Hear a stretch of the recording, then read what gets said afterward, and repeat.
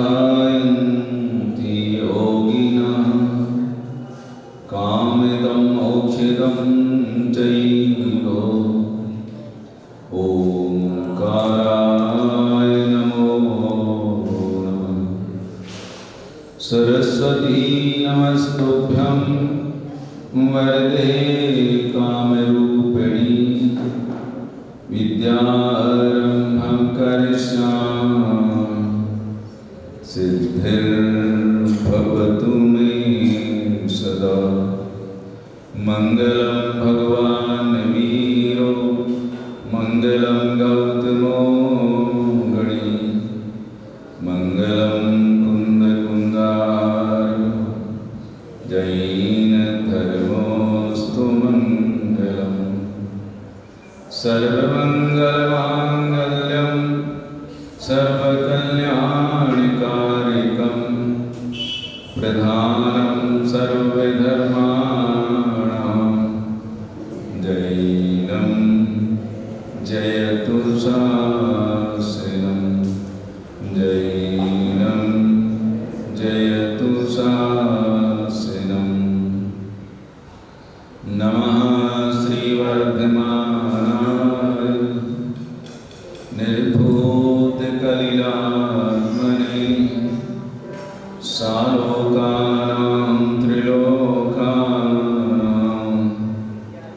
यद्विद्यादर्पणाते। जय बोलो श्री पंच परमेश्वरी भगवान की जय। देवादिदेव श्री कटर आदिनाथ भगवान की जय। चरित्र चक्रवर्ती आचार्य श्री शांति सागर जी महाराज की जय। षष्ठम पट्टाचार्य आचार्य गुरुवर श्री अभिनंदन सागर जी महाराज की जय। संत श्रोमणी आचार्य गुरुवर श्री विद्यासागर जी महाराज की जय। धर्मालंकार आचार्य श्री रेण सागर जी महाराज की जय। अहिंसामयी जैन धर्म की जय। धर्मानुरागी महानुभाव,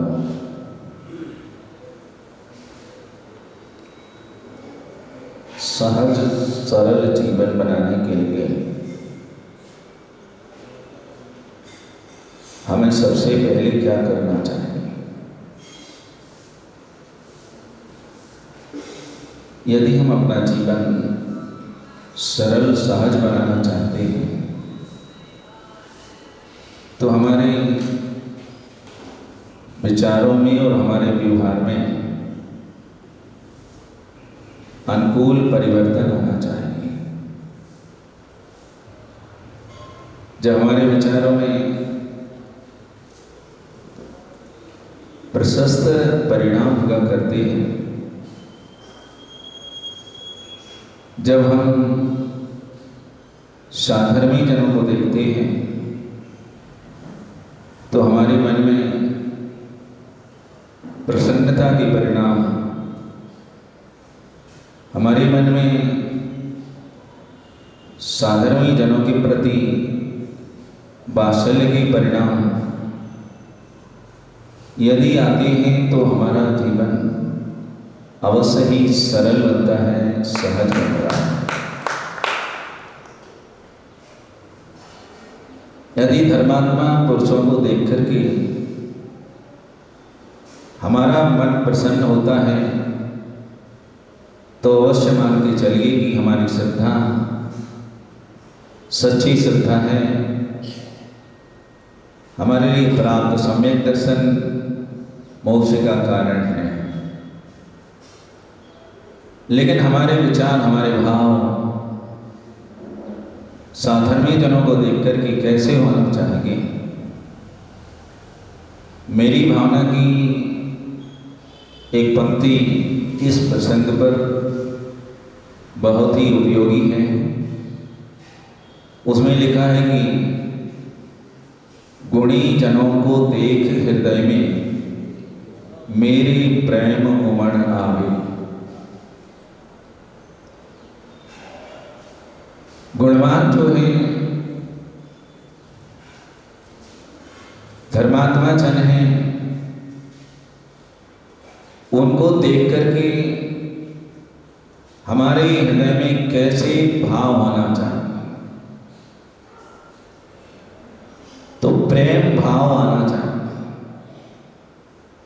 मेरे प्रेम उमड़ आवे। हमारे मन में प्रेम का भाव उत्पन्न होना चाहिए। जब आपके घर आपका कोई निकट संबंधी आता है, जैसे ही वो आपके दरवाजे पर आता है, उसे आप देखते हैं, तो देखते ही साथ आपके चेहरे पर कैसे भाव झलकते हैं? कैसे झलकते भैया? खुशी के, प्रसन्नता के भाव दिखते हैं। चेहरे पर प्रसन्नता होती है। आगंतुक को भी लगता है कि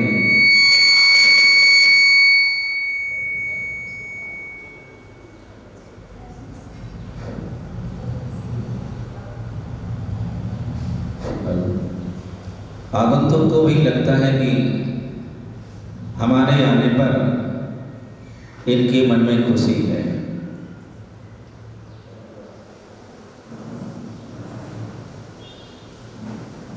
जब सामान्य सी बात है, थोड़ा बड़ा, कि जब सामान्य व्यक्तियों को देख करके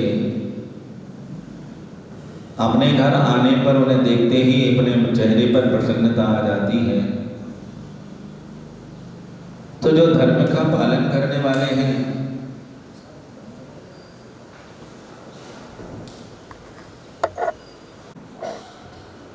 हमारे हृदय में प्रेम का भाव आना चाहिए। गुण सुख प्रमोदम, आचार्य अमृतगति स्वामी कहते हैं कि गुण सुख प्रमोदम, गुणवानों के प्रति हमारे प्रमोद भाव। प्रमोद का अर्थ ही है वात्सल्य, स्नेह, प्रेम। ऐसा भाव हमारे मन में आना चाहिए। जैसे फसल को देखकर के किसान प्रसन्न होता है, आकाश में गरजते हुए मेघों को देख करके मयूर प्रसन्न होता है, नाचने लगता है।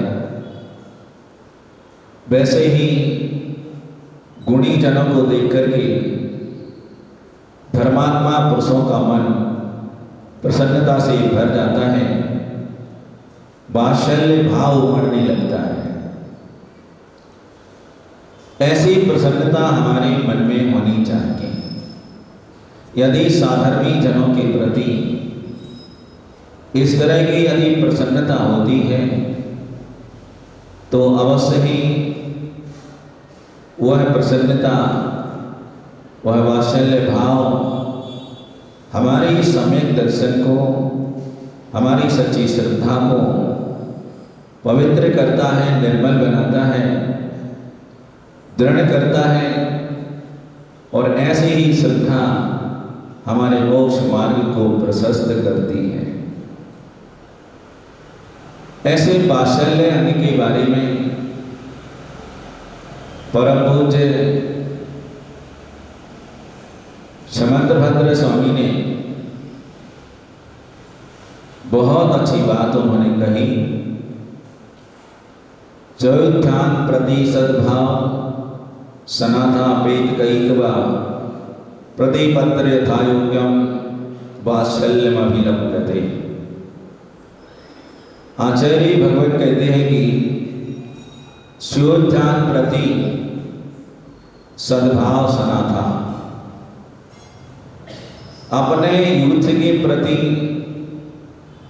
कैसे भावों से सहित होना चाहिए। तो आचार्य भगवान कहते हैं कि सनाथा, सद्भाव सनाथा, सद अर्थात प्रशस्त, प्रशस्त परिणामों से सहित होना चाहिए, उसे सहित होना चाहिए, अर्थात अच्छे परिणामों से सहित हो, अर्थात उनके प्रति आदर का भाव हमारा आना चाहिए, उनके प्रति हमारा प्रेम भाव उत्पन्न होना चाहिए। और इसके साथ में आचार्य भगवान कहते हैं कि साधर्मी जनों के प्रति यदि हमारे मन में प्रेम भाव आता है, स्नेह यदि उनके प्रति हम रखते हैं, तो साथ साथ ध्यान रखिए, अपेत कईतवा मायाचार से रहित होना चाहिए। हम किसी धर्मात्मा व्यक्ति के प्रति यदि स्नेह दर्शाते हैं तो वह छल कपट मायाचार से रहित होना चाहिए। यदि छल कपट और मायाचार से सहित यदि स्नेह है तो वह वात्सल्य नहीं है और उसका मोक्ष मार्ग में कोई उपयोग नहीं है। इसलिए शर्त रखी है कि वह जो प्रसन्नता है, वह जो स्नेह है, वह छल कपट मायाचार से रहित होना चाहिए। इसलिए इसको अपेत कईतवा कहा है। किताब का अर्थ ठग, मायाचारी, ऐसा कहा है। कईतव का अर्थ ठगई, मायाचारी, वंचना, प्रताड़ना आदि इसके अर्थ होते हैं। और इसको कहा है कि अपेत कईतवा, अर्थात छल कपट से या मायाचार से रहित ऐसा उस साधर्मी जन के प्रति हमारे अच्छे परिणाम होना चाहिए। क्योंकि मायाचार से सहित होकर के तो कोई भी कभी किसी के प्रति स्नेह रख सकता है, प्रेम दर्शा सकता है, क्योंकि वह छल कपट से भरा हुआ है। ऐसा स्नेह कोई काम का नहीं है।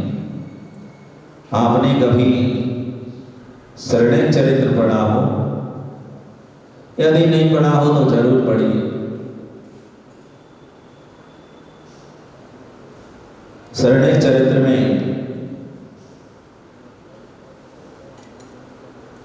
एक घटना उसमें प्रस्तुत की गई कि एक गांव में दो महिलाएं थी और दोनों कोई अलग अलग नहीं थी। उनके संबंध देवरानी और जेठानी के संबंध थे। दोनों के बहुत अच्छे संबंध थे। उन दोनों के बीच में एक बेटा था। दोनों के बीच एक बेटा था और दोनों उस बेटे से बहुत प्यार करती थी, बहुत प्रेम करती थी। समझ में ये नहीं आता था कि इस बेटे की मां कौन सी है, असली मां कौन सी है, क्योंकि दोनों ही बराबर से उस बेटे के प्रति प्रेम दर्शाती थी। बेटा भी दोनों को ही अपनी मां समझता था। कुछ समय ऐसा गुजरा, लेकिन किसी के अच्छे संबंध ज्यादा देर नहीं चल पाते।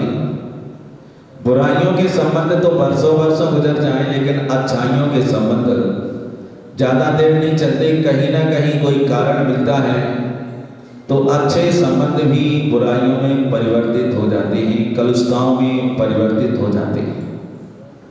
और ऐसा ही उन दोनों के बीच हुआ। गृहस्थ जीवन में छोटी मोटी बातें हो जाया करती हैं। धीरे धीरे उन दोनों के बीच में वैमनस्यता पैदा होने लगी। आपस का स्नेह समाप्त हो गया। यह स्थिति बनी कि अब ये दोनों एक साथ रहने के लिए तैयार नहीं थे। किसी भी कीमत पर एक साथ रहने को तैयार नहीं। अंतिम निर्णय यह हुआ कि अब हम अलग अलग रहेंगे। ठीक है भाई, अलग अलग रहे। जेठानी अलग, देवरानी अलग। जब दोनों का अलग अलग संबंध हो गया तो उस समय जब जाने लगी तो जेठानी उस बेटे से कहती है कि बेटे चलो अब यहां से अब अपन अपने घर में रहेंगे, अलग रहेंगे। तो वो छोटी वाली जो देवरानी थी वो कहती नहीं नहीं बेटे चलो इधर अपन अलग रहेंगे। उनके साथ नहीं जाना अपने। अब जेठानी कहती है कि बेटा मेरे साथ चल, और देवरानी कहती है बेटा मेरे साथ चल। अब समस्या खड़ी हो गई, उन दोनों में लड़ाई होने लगी। वो छोटी वाली कहती है मेरा बेटा है, मैं इसे ले जाऊंगी। तो बड़ी वाली कहती है कि नहीं नहीं, कब से आई बेटे वाली, ये बेटा तो मेरा है, मैं इसे ले जाऊंगी। झगड़ा बन गया, अड़ोस पड़ोस के लोग इकट्ठे हो गए, देखा कि दोनों आपस में लड़ रही हैं। तो लोगों ने भाई झगड़ा किस बात का, यदि बेटा हम लोगों का है तो बेटे से पूछ लिया जाए कि तेरी माँ कौन सी है। बेटे से पूछा तो वो कहता हमारी ये भी माँ है और हमारी ये भी माँ है, दोनों हमारी माँ है। अब कोई उसका निर्णय करने के लिए तैयार नहीं है कि इसकी असली माँ कौन सी है। यह झगड़ा चलते चलते राजा के पास तक पहुंच गया। राजा स्वर्णिक के दरबार में ये जब पहुंचा तो पूछा गया कि क्या बात है, तुम लोगों का झगड़ा किस बात का है। दोनों कहती हैं कि राजन हम दोनों के बीच एक बेटा है, उस बेटे की वजह से हम दोनों में झगड़ा है। मैं कहती हूँ कि बेटा मेरा है और ये कहती है कि बेटा मेरा है। राजा भी कहता है कि बेटे से पूछ लिया जाए कि किसका है, तेरी माँ कौन सी है। तो बेटा कहता है कि मेरी तो ये भी माँ है और ये भी माँ है। राजा स्वर्णिक भी बड़ी उलझन में फंस गए कि कैसे इसका निर्णय किया जाए कि इसकी असली माँ कौन सी है, किसे इसको बेटे को दिया जाए, कुछ समझ में नहीं आ रहा। तो उनके महामंत्री अभय कुमार वही बैठे थे। उन्होंने कहा कि राजन इसका निर्णय तो मैं करूंगा। बोलो तुम कैसे करोगे। बोले निर्णय मैं करूंगा, लेकिन आज नहीं करूंगा, निर्णय कल करूंगा। इन दोनों को कल यहां फिर से दरबार में बुलाया जाए। ठीक है, आदेश कर दिया कि कल तुम दोनों बेटे को लेकर के दरबार में आना, कल तुम्हारा निर्णय होगा। वो चले गए। दूसरे दिन राज दरबार में वे दोनों उस बेटे को लेकर के पहुंची। लोगों में भी बड़ी उत्सुकता थी कि देखें अभय कुमार कैसे निर्णय लेते हैं। तो देखने के लिए भी बहुत सारे लोग पहुंच गए। जब वहां पहुंचे तो अभय कुमार ने उन दोनों से पूछा कि बेटा किसका है, सही बताओ। तो जेठानी कहती है कि बेटा मेरा है, और देवरानी कहती है कि बेटा मेरा है। अच्छा, अभय कुमार ने आवाज लगाई, जल्लाद को बुलाओ, जल्लाद को बुलाओ, और नंगी तलवार लेकर के यहां आ जाए। बुलाया गया। जी सरकार, क्या आदेश। बोले एक काम करो,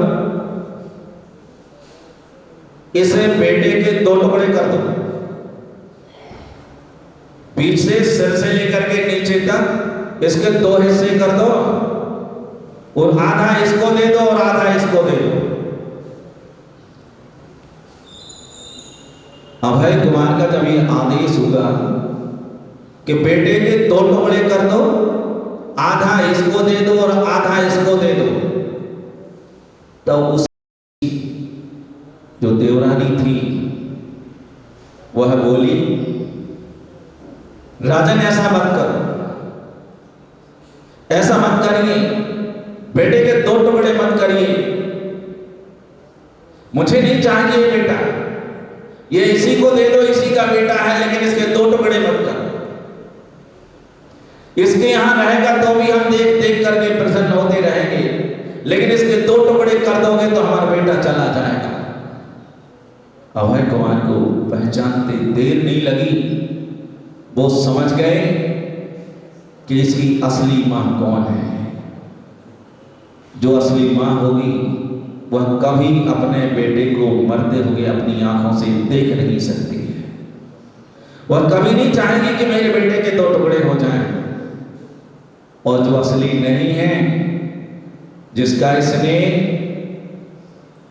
मायाचार से भरा हुआ है, यदि उसके सामने ये भी कह दिया जाए कि इस बेटे के 2 टुकड़े कर दो, तो उसे कोई फर्क नहीं पड़ता है, क्योंकि बेटा उसका नहीं है। बेटा जिसका है, उस मां के हृदय से पूछोगे उसे कैसा लगता है जब ये आदेश हो जाए कि बेटे के 2 टुकड़े कर दो, तो उसका हृदय तो ऐसा लगता है जैसे फटा जा रहा है। अभय कुमार ने समझ लिया कि इसकी असली मां तो ये इसकी देवरानी है ना, यही इसकी असली मां, ये असली मां है। ये नहीं चाहती कि हमारे बेटे के 2 टुकड़े करो, ये इसे दे दो तो चलेगा, लेकिन इसके मारो नहीं, इसके 2 टुकड़े मत करो। और उस समय अभय कुमार ने उस बेटे को देवरानी के लिए सौंप दिया और जेठानी के लिए दंडित किया कि तूने छल कपट किया है। हमारी इस घटना को सुनाने का आशय यह है कि जो स्नेह किया जाता है, वह स्नेह यदि मायाचार से सहित है तो ज्यादा दिन नहीं चलता है, वह प्रकट हो जाता है कि वास्तविकता क्या है। यह स्नेह झूठा स्नेह होता है, ये मात्र छल कपट से भरा हुआ स्नेह होता है। और साधर्मी जनों के प्रति जो स्नेह होना चाहिए, वह छल कपट से रहित होना चाहिए, तो ही वह स्नेह वास्तविक है, सच्चा है, यथार्थ है। तो साधर्मी जनों को देख करके तो हमारे मन में स्नेह भाव आए, लेकिन छल कपट से रहित होकर के ऐसा स्नेह भाव हमारे मन में आना चाहिए। ऐसे साधर्मी जनों के प्रति ऐसा स्नेह रखना, प्रतिपत्र यथा योग्यम वात्सल्यम अभिलप्यते। उन साधर्मी जनों के प्रति जो यथा योग्य उनका आदर किया जाता है, सत्कार किया जाता है, उनकी विनय की जाती है, उनके प्रति प्रसन्नता जाहिर की जाती है, इसके लिए वात्सल्य अंग कहा है। ऐसा वात्सल्य अंग हमारे सबके जीवन में होना चाहिए। प्रतिपत्ति का मतलब है आदर सत्कार करना। यदि साधर्मी जन कोई हमारे सामने आते हैं, मान लीजिए हमारे कोई गुरुजन हैं, तो उनके आने पर हमसे बड़े हैं कोई, तो उनके आने पर हमें क्या करना चाहिए? तो उनका आने पर यथायोग विनय करनी चाहिए, यथायोग उनकी विनय करनी चाहिए। बड़े हैं तो उनका आदर सत्कार करिए, खड़े हो जाइए, प्रसन्नता से हाथ जोड़ लिए, और जो भी विनय हो सकती है वह यथायोग विनय हमें करनी चाहिए। प्रतिपत्ति का मतलब ही है कि आदर सत्कार करना, उनके प्रति प्रसन्नता जाहिर करना। लेकिन एक बात ध्यान रखें, हम यदि साधर्मी जनों का आदर करते हैं, उनकी विनय करते हैं, तो उसके साथ साथ हमारे आचार्य ने एक शब्द बहुत अच्छा दिया है, यथा योग्यम, यथा योग्य करना चाहिए। ये बहुत ही महत्वपूर्ण शब्द है। हम जब कभी भी किसी धर्मात्मा के प्रति प्रसन्नता जाहिर करते हैं या उनका आदर करते हैं, तो उस समय इस बात का ध्यान रखना बहुत जरूरी है। एक यथायोग शब्द इतना महत्वपूर्ण है जो कर्तव्यहीनता और उसका अतिरेक दोनों का निषेध करता है। कर्तव्यहीनता का भी और उसके अतिरेक का दोनों का निषेध करके सम्यक बोध कराता है कि किसका कितना विनय करना चाहिए। यह यथायोग शब्द कहता है। यदि धर्मात्मा व्यक्ति यदि सामने आता है, उसका यथायोग आदर सत्कार हमें करना चाहिए। यदि हम उसकी योग्यता से अधिक यदि आदर करते हैं, विनय करते हैं, तो अविवेक प्रकट होता है। यदि उसकी योग्यता से अधिक करते हैं तो अविवेक प्रकट होता है, और यदि उसकी योग्यता से कम करते हैं तो अहंकार प्रकट होता है। दोनों चीजें अच्छी नहीं है। साधर्मी जनों के प्रति इसलिए यथा योग्य आदर विनय वात्सल्य भाव रखना चाहिए। यह जो कहा गया बहुत ही महत्वपूर्ण है, इसका ध्यान न रखते हुए आज वर्तमान में ऐसा कई जगह होता देखा जा रहा है कि जो व्यक्ति जितनी योग्यता वाला है उस योग्यता के अनुसार उसका विनय नहीं होता,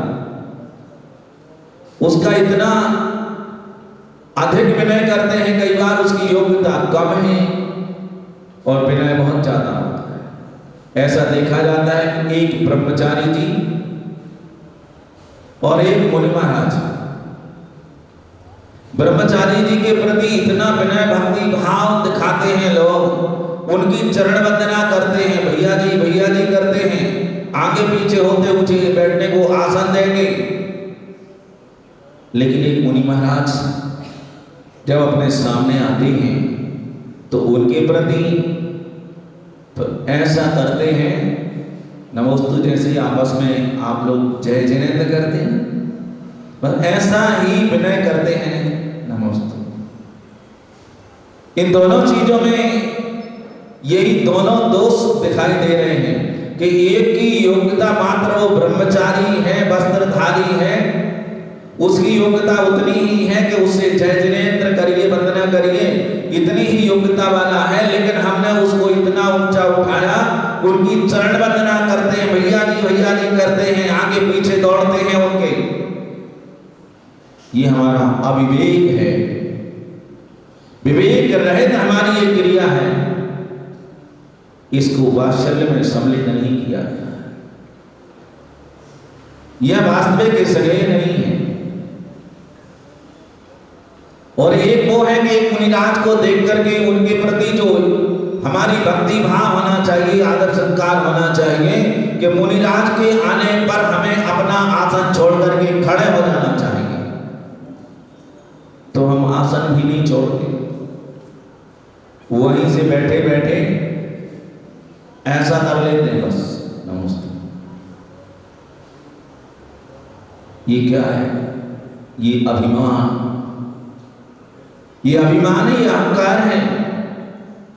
हमने धर्मात्मा को धर्मात्मा नहीं समझा, वो हमसे कई गुना श्रेष्ठ है, धर्म का पालन करने वाला है, रत्नत्रय धर्म का उपासक है। और मुनि मुद्रा एक ऐसी मुद्रा है जिनके चरणों में हम और आप क्या, तीनों लोगों के इंद्र भी उनके चरणों में माथा झुकाते हैं।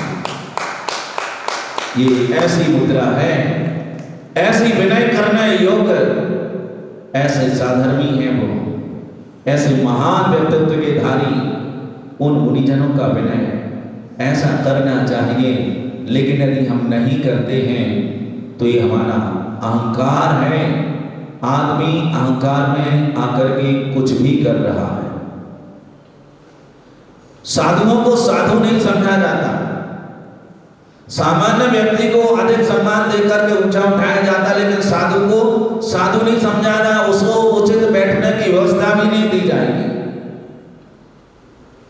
ये अहंकार ज्यादा दिन नहीं चलता, हमारी श्रद्धा को नष्ट कर देता है। और जहां हमारी श्रद्धा नष्ट हो जाती है फिर सम्यक दर्शन नहीं रहता, और जहां सम्यक दर्शन नहीं है वहां मोक्ष मार्ग भी नहीं रहता है। और मोक्ष मार्ग यदि बनाए रखना है तो सम्यक दर्शन को बनाए रखिए,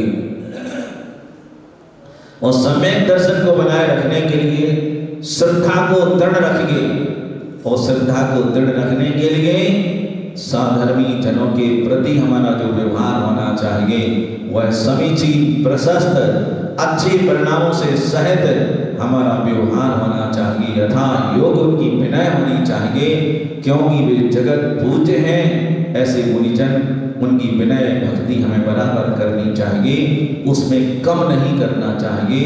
जो उनकी भक्ति या विनय, उनका आदर कम करते हैं, वे कोई अच्छा काम नहीं करते हैं, वे उनके काम बहुत अच्छे नहीं हैं, वह गलत है। बंधुओं, अच्छे काम करने के लिए हम अच्छा आचरण करें, उनके प्रति कैसा व्यवहार हमें रखना चाहिए, तो उनकी योग्यता के अनुसार हम विनय करें, तो ही वास्तव में ये हमारा वात्सल्य अंग है जो हमारी सुधा को दृढ़ और निर्मल बनाता है। इसलिए यथा योग का ध्यान जरूर रखा जाए। साधर्मी जन मिले, उनके प्रति प्रमोद भाव प्रकट हो, बहुत अच्छी बात है। गुणीजनों के प्रति प्रसन्नता होनी ही चाहिए, बहुत अच्छी चीज है। लेकिन उनकी विनय यथा योग होनी चाहिए, योग्यता से कम नहीं होना चाहिए और योग्यता से अधिक भी नहीं होनी चाहिए। इस बात का ध्यान हमें रखना चाहिए। वैसे आजकल साधर्मी जनों के प्रति, अपने समान गुण वालों के प्रति जो हमारा व्यवहार स्नेह होना चाहिए, वह स्नेह तो होता नहीं है, लेकिन परस्पर में ईर्ष्या भाव अवश्य पैदा होता है। एक दूसरे को देख करके ईर्ष्या भाव जरूर पैदा होता है। और जब ईर्ष्या होती है तो हम कैसे धर्मात्मा, कैसे हम स्वाध्यायी, कैसे विद्वान, कैसे हम ज्ञानी। अरे विद्वान और ज्ञानी का मतलब यह नहीं है कि आपस में एक दूसरे को देख करके हम ईर्ष्या भाव रखें, ये नहीं होना चाहिए। एक बार क्या होगा, पर्युषण पर्व आया तो पर्युषण पर्व के लिए, स्वाध्याय के लिए, प्रवचन सुनने के लिए एक सेठ जी ने 2 विद्वानों को आमंत्रित किया कि दोनों विद्वान आएंगे तो इनसे अच्छे धर्म का स्वरूप सुनने को, समझने को मिलेगा, धर्म वचन सुनने को मिलेंगे। तो उन्होंने दोनों विद्वानों को आमंत्रित किया। पर्युषण से एक दिन पहले वे दोनों विद्वान आ गए। उनके आ जाने पर सेठ जी ने उनको सासम्मान बिठाया, आसन दिया, बैठिए, कौशलचैन पूछी। फिर समय भोजन का हो रहा था तो उन्होंने कहा कि आप लोग भोजन करिए, स्नान कर लीजिए, भोजन करें। तो उसमें से एक विद्वान उठ करके स्नान करने के लिए चला गया। जो एक विद्वान बैठा था, सेठ जी ने उनसे चर्चा प्रारंभ की कि पंडित जी साहब, अभी ये जो पंडित जी यहाँ से गए हैं, हमने सुना है कि बहुत बड़े विद्वान हैं, बहुत बड़े विद्वान हैं, तत्व की तल स्पर्शी ज्ञान के लिए सूक्ष्मतम तत्वों की विवेचना करने वाले हैं। जब सेठ जी ने उनकी प्रशंसा की तो जो विद्वान बैठा था वो कहता है, सेठ जी कहाँ की बात करते हैं, निरा बैल है, बैल, काला अक्षर भैंस बराबर, इसको कुछ नहीं आता। सेठ जी ने जब ये सुना तो उन्हें अच्छा नहीं लगा कि एक विद्वान दूसरे विद्वान के विषय में ऐसा बोले कि ये तो बैल है, बिल्कुल निरा बैल, इसे कुछ नहीं आता, काला अक्षर भैंस बराबर है इसको। लेकिन अब सेठ जी उस समय कुछ नहीं बोले, अच्छा तो नहीं लगा। जब वो विद्वान स्नान करके आ गए तो सेठ जी ने इनसे कहा कि पंडित जी आप भी स्नान कराइए। तो ये स्नान करने चले गए। जो स्नान करके आए हुए पंडित जी थे तो सेठ जी ने उनसे बात प्रारंभ की। बोले, पंडित जी साहब, अभी अभी ये जो पंडित जी स्नान करने गए हैं, हमने सुना है कि ये बनारस से पढ़ के आए हैं और बहुत बड़े विद्वान हैं कि अनेक शास्त्रों का अध्ययन इन्होंने किया है, अच्छी तत्व चर्चा करते हैं, बड़ा धार्मिक प्रवचन करते हैं। सेठ जी ने जब उनकी प्रशंसा की तो जो पंडित जी नहा के आए थे वो बोले कि सेठ जी बस बस बहुत हो गया, ये पूरा कथा है, कथा, ये पूरा कथा है, इसको कुछ नहीं आता, ये जबरदस्ती पंडित विद्वान बन रहा है, इसको कुछ नहीं आता। सेठ जी को तो अब उनकी उम्मीदों पर पानी फिर गया। बुलाए तो विद्वान पंडित थे, लेकिन आए बैल और गधा। क्या होगा? ठीक है, जब दोनों स्नान करके आ गए, भोजन तैयार होगा, तो सेठ जी ने कहा कि पधारिए भोजन के लिए। आसन दिया उनको बैठने के लिए, दोनों विद्वान बैठे और इसके बाद में उनके सामने भोजन सामग्री परोसी गई। तो एक के सामने घास और एक के सामने भूसा परोसा गया। दोनों विद्वानों ने देखा तो उन्हें क्रोध आ गया, वे उबल पड़े, सेठ जी पर गर्म हो गए। सेठ जी, आपने हम लोगों का इतना बड़ा अनादर किया, हम विद्वानों को यहां बुलाया आपने, और भोजन के वक्त हम लोगों के सामने एक के सामने घास और एक के सामने भूसा आपने परोसा, ये बहुत बड़ा अनादर किया है। सेठ जी बोले कि मैंने बिल्कुल भी नहीं किया है, आप दोनों की योग्यता के अनुसार ही आपका हमने स्वागत किया है। अभी अभी आप दोनों से ही तो हमने चर्चा की थी और आप में से एक बोला कि ये मेरा बैल है, बैल काला अक्षर भैंस बराबर, इसलिए कुछ नहीं आता। इसीलिए बताइए पंडित जी, बैल क्या खाता? घास खाएगा, इसलिए बैल के लिए घास। और दूसरे से मैंने पूछा था कि पंडित जी कैसे हैं, तो आपने ही कहा था इनमें से कि मेरा गधा है, पूरा गधा। तो गधा क्या खाएगा? भूसा। मेरी इसमें क्या गलती है? जब आप दोनों, एक बैल और एक गधा है, तो एक के सामने घास और एक के सामने भूसा। ये हमारी परस्पर की ईर्ष्या का परिणाम है। हम विद्वान जरूर हैं, पंडित अवश्य हैं, लेकिन हम एक दूसरे की प्रशंसा को सहन नहीं कर सकते, हम एक दूसरे के गुणों को पसंद नहीं कर सकते, हमें जलन होती है, हमें तकलीफ होती है, हम ईर्ष्या रखते हैं। और यहाँ तो मोक्ष मार्ग में ईर्ष्या नहीं होना चाहिए, ईर्ष्यालु नहीं बनना, श्रद्धालु बनना चाहिए। ईर्ष्यालु बनकर के तो हम अपना जीवन खराब करेंगे, भविष्य अंधकारमय हो। और यदि सच्चे श्रद्धालु बनते हैं तो हमारा वर्तमान भी अच्छा होगा और भविष्य भी हमारा मंगलमय बनेगा। इसलिए श्रद्धालु बनना चाहिए। और श्रद्धालु का आचरण तो ये होता है कि एक दूसरे को देख करके प्रसन्नता होनी चाहिए, प्रेम वात्सल्य भाव बढ़ना चाहिए, यह भाव हमारे मन में आना चाहिए। तो इसलिए सम्यक दर्शन के साथ वात्सल्य अंग की भी आवश्यकता है। और यथा योग साधर्मी जनों का हम वात्सल्य करें, उनके प्रति विनय करें, उनका सत्कार आदर करें, ये हमारा कर्तव्य है। ये वात्सल्य अंग बहुत ही महत्वपूर्ण है, हर एक व्यक्ति के प्रति ये होना चाहिए। हमारे विद्वानों ने, हमारे आचार्यों गुरुजनों ने कहा है कि बड़ों के प्रति आदर भाव होना चाहिए और छोटों के प्रति वात्सल्य भाव होना चाहिए, स्नेह होना चाहिए। यदि बड़ों के प्रति हम आदर करते हैं और छोटों के प्रति स्नेह रखते हैं तो अवश्य हमारा ये आचरण मोक्ष मार्ग में बड़ा कार्यकारी है। ये वास्तविक वात्सल्य भाव है।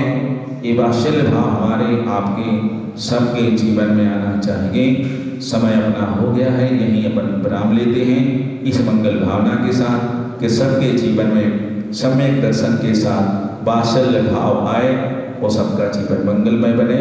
इसी मंगल भावना के साथ भगवान महावीर स्वामी की जय।